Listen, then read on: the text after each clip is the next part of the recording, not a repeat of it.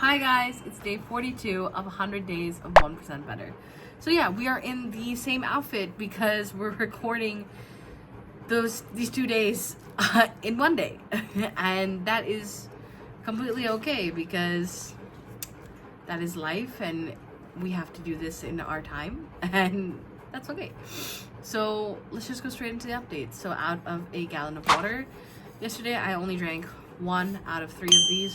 Only gonna drink 2 of these today because it's just been a long day. I haven't been feeling well, which is not the most ideal thing on the planet, but in all things considering, I was just at home and kind of lazy and maybe doing like a little bit of rotting, but everybody has those days. I did drink green tea, made some green tea as well. I did have vitamins and I did spend time with prayer and God. We're gonna pray the rosary and read the Bible, as well as read 5 pages of Bleed Feelings. And I journaled it. I read Sirach 44, 19 to 21 and Sirach 45, 11 to 18.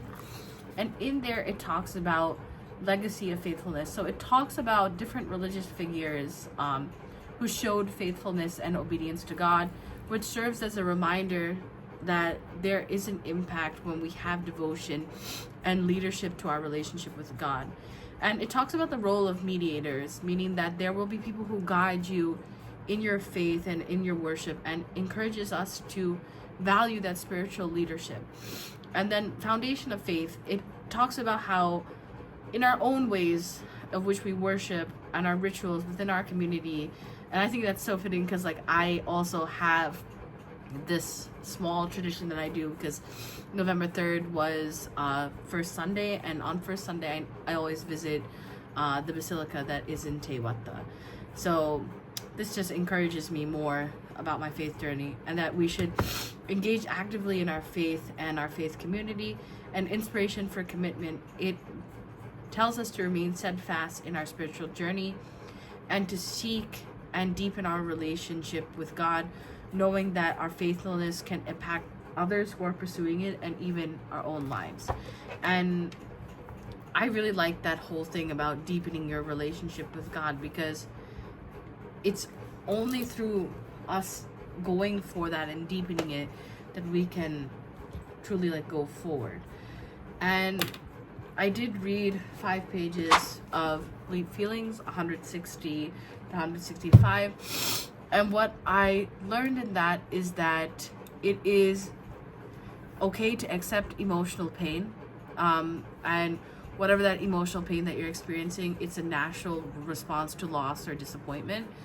And it's common to feel like maybe that you're responsible for the end of something, and you tend to blame yourself, like whether it be a relationship, a friendship, anything. I think it's important to understand that like you can't avoid idealizing the past, and and it's natural to remember the good times and anything that you may have lost, but you have to also understand that this can hinder your healing process, right? So what you can do is prioritize your well-being, such as exercise, hobbies, and spending time with supportive friends and family. And pain can be overwhelming, so seek therapy and find good coping strategies, and redirect your focus on your new professional or personal goals to foster a sense of purpose and forward momentum. And understand that healing is a process that takes time, and to be patient and compassionate with yourself. And I just find that this is all really scary and weird because it just matches everything that I'm going through.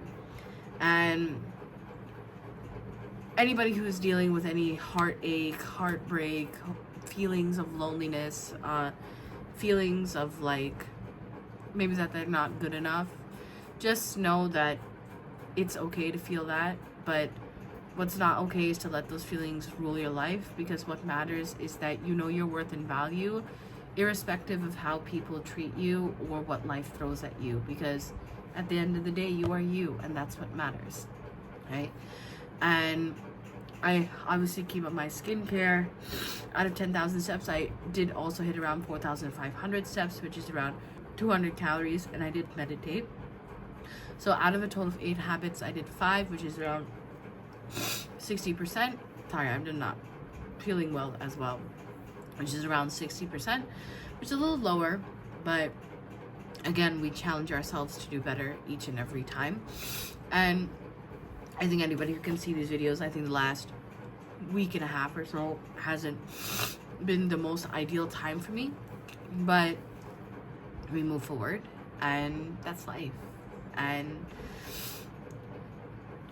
I know that I said like first week of November to launch this podcast and website, but honestly, I think I need a little bit more time with everything that I'm going through. But I do know that in this month I want to at least do that and just be more consistent with going to the gym. So what I want to do is that on the days that I work from home, I want to go to the gym, and the days that I don't, do like a home workout. And at least 5 out of 7 days of the week, I want to be able to do some sort of physical exercise. And if I'm not going to the gym, to make sure that I walk. And the reason why all of this is here and why I show you my struggle in doing these things is because it's very human. And it's supposed to show you that this isn't easy. And I just hope that it reminds people that it is okay to deal with the things that you're dealing with, and that even though it can put a damper on things, it shouldn't stop the whole journey as well. At the end of every video, I like to say that the world is a better place because of you. Make sure that you live up to it, and I'll see you next time. Bye bye. Every first Sunday without fail, I go for the English Mass at Tewata, and I pray for my friends and family, and it's a great place for me to just de-stress, unwind, and think about life.